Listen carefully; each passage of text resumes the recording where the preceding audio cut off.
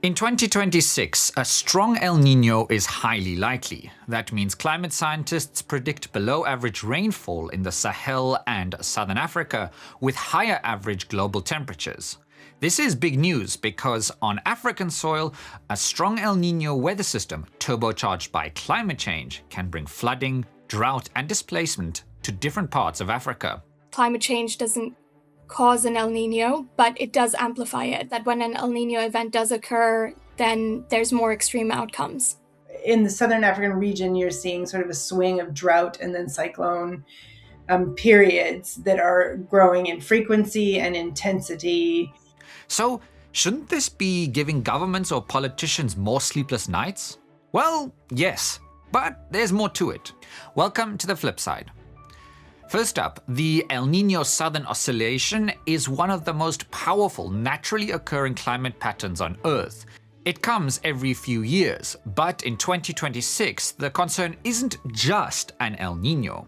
It's occurring at a time when the global system is already quite fragile. We have conflicts like in the Middle East, higher energy costs, disruption to fertilizer supplies, which are impacting or will impact breadbasket regions and agricultural production.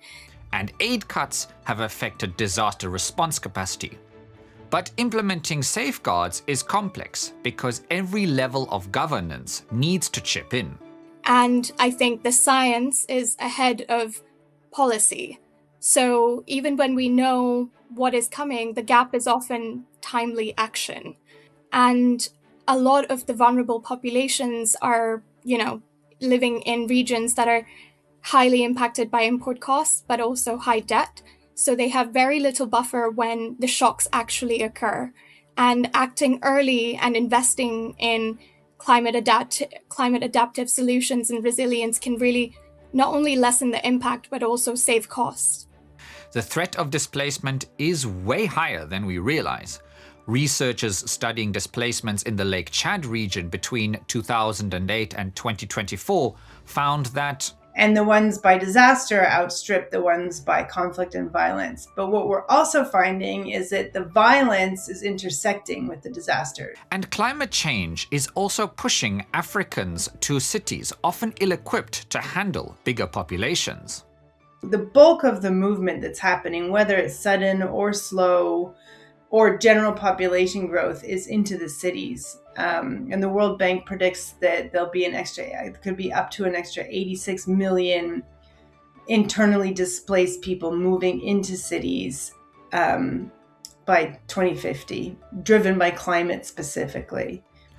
Nobody likes picking up the pieces after disasters, but we still see governments pushing projects that make you ask how seriously climate change factors into policymaking. For instance, in Nigeria, the Lagos to Calabar Expressway is being built through a forest on a beach that is at risk of becoming submerged due to climate change-related sea level rises. Sea level rise is definitely, absolutely a threat to the Coastal Road project. In fact, as we're talking right now, there are certain areas where the sea has almost encroached upon the road. And this is just one example. There is a tendency sometimes to treat it as more of a long-term development issue instead of an immediate obligation, right? And this is the kind of thing that delays investment, preventative action, and the kind of anticipatory thinking that is needed for climate. And the tricky bit, according to researchers, is integrating this thinking through every level of governance. Some nations are already doing this. In Mozambique, for example, which has repeatedly been hit by cyclones, local governments have boosted climate-related literacy to prepare coastal cities. So there's quite a bit of work done into early warning systems and preparedness so that those communities are better ready. More broadly, nationally determined contributions for climate mitigation are becoming serious factors. Countries are becoming more awake to the need for adaptation. In South Africa, we have enacted our Climate Change Act, which is, again, another positive step. So, should El Nino be giving policymakers and politicians more sleepless nights? Well, Yes, but they've already had a few, with a fair chance of more on the way. And that's the flip side.